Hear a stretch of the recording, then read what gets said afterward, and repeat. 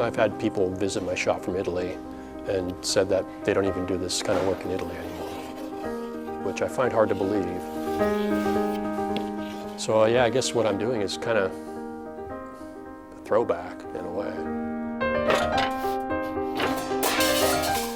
You can't off the shelf a lot of this stuff. It's all, 60 years old. I'll make whatever we can't find. This is a car that I did 1948 factory Ferrari.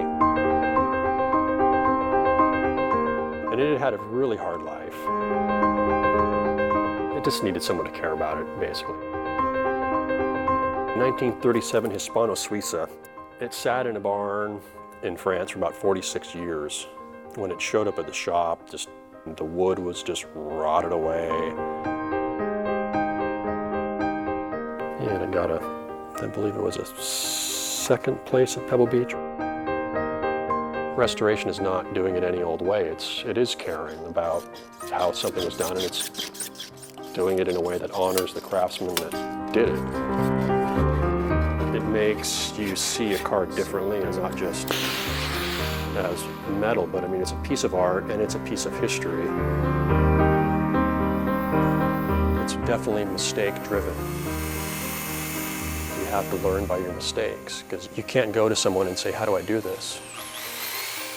It's frustrating sometimes. You get one thing off a little bit and then you basically have garbage.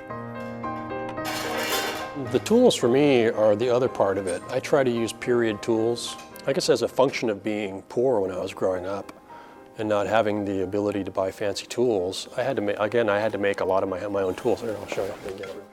These are the first hammers that I ever used, and I made them out of railroad spikes. And I still actually use them. I actually have used this too.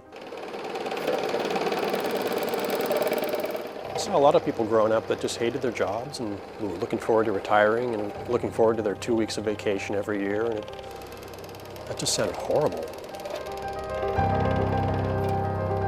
I just never wanted to have a job I wanted to retire from. It just didn't seem like a way to spend what little time we have here.